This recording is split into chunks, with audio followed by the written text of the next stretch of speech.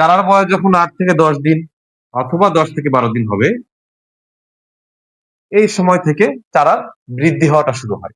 সেই কারণে এই যে সময়টা, এই সময় আমার ইউরিয়া প্রয়োগ করতে হবে।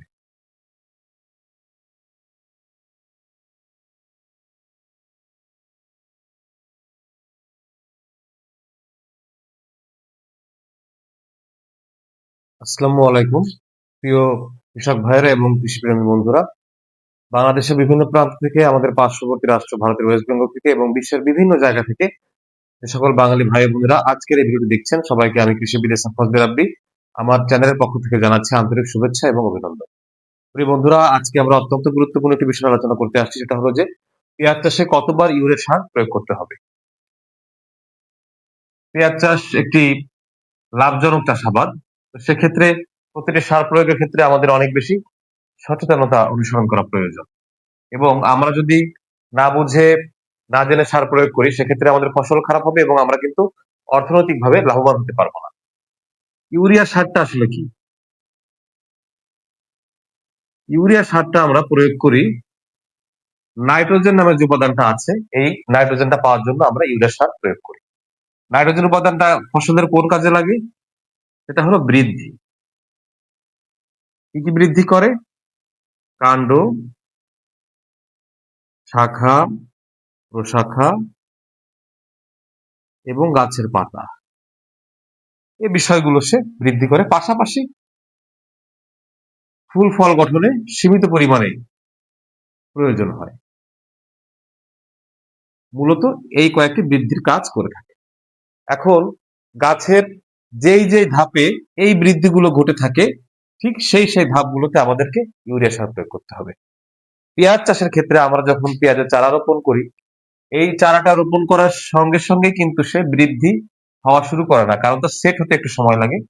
আমরা শেষ চাষের দিকে অন্যান্য সারগুলো যেমন টিএসপি, তারপরে একটা বড় অংশের পটাশ সার, আরো যে অন্যান্য বিভিন্ন মাইক্রোনিউট্রিয়েন্ট থাকে, বোরন, সালফার, ক্যালসিয়াম, ম্যাগনেসিয়াম, এইগুলো আমরা শেষ চাষের সময় আমরা দিয়ে থাকি।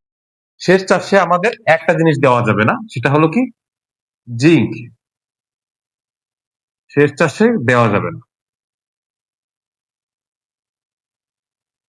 কেন দেওয়া যাবে না? কারণ হচ্ছে আমরা শেষ চাষের সময় টিএসপি দিচ্ছি অথবা ডিএপি দিচ্ছি। এটা হলো ট্রিপল সুপার ফসফেট, ডায়ামোনিয়াম ফসফেট, উভয়তেই এই যে ফসফরাস রয়েছে।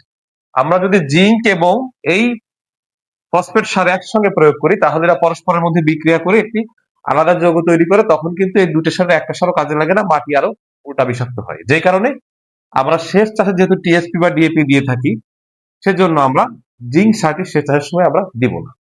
চারার বয়স যখন 8 থেকে 10 দিন অথবা 10 থেকে 12 দিন হবে, এই সময় থেকে চারার বৃদ্ধি হওয়াটা শুরু হয়। সেই কারণে এই যে সময়টা, এই সময় আমার ইউরিয়া প্রয়োগ করতে হবে।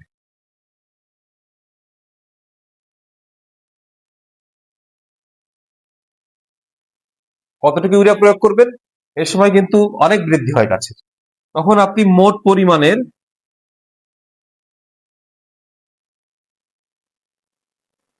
40% প্রয়োগ করবেন। আর মোট পরিমাণ বলতে কতটুকু বোঝায়? এটা আসলে আপনার মাটির উপর নির্ভর করে। আপনার মাটিতে যদি প্রয়োজনীয় পরিমাণ জৈব সার থাকে, তাহলে সেই ক্ষেত্রে ইউরিয়া সারের প্রয়োজনটা কম হয়। যদি জৈব সারের পরিমাণ কম থাকে, তাহলে ইউরিয়া সারের প্রয়োজনটা বেশি হয়। তাই মনে রাখবেন, ইউরিয়া কিন্তু মাটিতে কখনো 7 থেকে 30 দিনের বেশি থাকে না। বিশেষ করে আমরা যেই দানাদার মানে ছোট দানার ইউরিয়া ব্যবহার করি, সেটা সর্বোচ্চ 7 দিন থেকে 8 দিন থাকে, এর বেশি কিন্তু মাটিতে থাকে না। তো এই সময়টা বৃদ্ধির জন্য ওই আমার মাটির অবস্থা বুঝে যতটুকু সার আমার প্রয়োজন হবে, তার 40% সার আমরা এই 8 থেকে 10 দিন বা 10 থেকে 12 দিনের মাথায় প্রয়োগ করব। দ্বিতীয় প্রয়োগটা কখন আসবে? 30 থেকে 35 দিন। এই সময়টায় কিন্তু আবার কিছু শাখা প্রশাখা বৃদ্ধি পাওয়া, পাতা বৃদ্ধি পাওয়া, এই কাজগুলো কিন্তু আবার হয়। কারণ এর পরেই কিন্তু আস্তে আস্তে কন্দ তৈরির কাজ শুরু হয়ে যায়। এই সময়টাতেও কিন্তু প্রচুর পরিমাণে ইউরিয়া সারের প্রয়োজন হয়। এই সময়টায় আমাদের এই যে ইউরিয়া প্রয়োগ করতে হবে বাকি 40, অর্থাৎ 40% আগে প্রয়োগ করেছি আমরা, আরো 40% আমাদের 30 থেকে 35 দিনে করতে হবে। তার মধ্যে একটু বলে রাখি, এই যে জিঙ্ক সারটা যেটা আমরা শেষ চাষের সময় দেয়নি, সেই সারটা আমরা এই যে প্রথম কিস্তি যে ইউরিয়া প্রয়োগ করা হচ্ছে 8-10 দিনে, ওই সময়টা আমরা এর সঙ্গে যোগ করে দিব জিঙ্ক সার। আচ্ছা, দ্বিতীয়বার যখন আমরা ইউরিয়া প্রয়োগ করব 40%, তার সঙ্গে আমরা আবার আমাদের যেই পটাশ সার রয়েছে সেই পটাশ সার 1 ভাগ প্রয়োগ করব আমরা। অর্থাৎ আমরা শেষ চাষের সময় প্রায় অর্ধেক পরিমাণ অংশ দিব, আর বাকি যেটা থাকবে তার 3 ভাগের 1 ভাগ বা 2 ভাগের 1 ভাগ আমরা এই সময় ইউরিয়ার সঙ্গে প্রয়োগ করে দিব। এরপর গাছের বয়স যখন আবার 40 থেকে 45 দিন হবে, এই সময়টা কিন্তু ইউরিয়ার প্রয়োজন পড়ে কম, এ সময়টায় পটাশের প্রয়োজন পড়ে বেশি। সেই কারণে আমরা এ সময়টা ইউরিয়া দিব। এই যে অবশিষ্ট 20% রয়েছে সেই 20% দিব, আর পটাশটা আমরা দিব বাকি 3 ভাগের 1 ভাগ বা 2 ভাগের 1 ভাগ, আমরা যেভাবে এই ভাগটা ব্যবহার করি সেই অংশটা পটাশ আমরা দিয়ে দিব। এইভাবে আমাদেরকে ইউরিয়া দিতে হবে 3টি ভাগে ভাগ করে। প্রথমটা 8 থেকে 10 দিন বা 10 থেকে 12 দিনে, দ্বিতীয়টা 30 থেকে 35 দিনে, এবং তৃতীয়টা 40 থেকে 45 দিনে। প্রথম দুইবার 40-40-80 অংশ দিয়ে দিব, আর লাস্টের 20 অংশ আমরা এই 40 থেকে 45 দিনের দিনে দিব। যদি আমরা এই শেষ দিকে যে ইউরিয়াটা দিতে হয় সেটা যদি আমরা কোনো কারণে সেচের সাথে দিতে না পারি, তাহলে সেই ক্ষেত্রে আমরা প্রতি লিটার পানিতে 5 গ্রাম 5 গ্রাম ইউরিয়া প্রতি 1 লিটার পানিতে এইভাবে দিয়ে আমরা স্প্রে করে দিতে পারি। সেভাবে দিলেও আমাদের ইউরিয়ার চাহিদাটা বেশ কিছুটা পূরণ হবে। প্রিয় বন্ধুরা, আমি আশা করি আপনারা বিষয়টি বুঝতে পেরেছেন যে আমরা কতদিন বয়সে কোন কোন ধাপে আমরা ইউরিয়া সারটা দিব। এবং যদি এই বিষয়ে আপনাদের কোনো প্রশ্ন থাকে আপনারা কমেন্ট করবেন, আমি আপনাদের সঙ্গে যোগাযোগ করে সেই বিষয়ে রিপ্লাই দিব। অন্য বিষয়ে কোনো প্রশ্ন থাকলেও করবেন, আমি রিপ্লাই দিব। যদি অন্য কোনো নতুন বিষয়ের উপর ভিডিও চান সেটিও আপনারা জানাবেন, আমি পরবর্তীতে সেই বিষয়ে ভিডিও নিয়ে হাজির হব।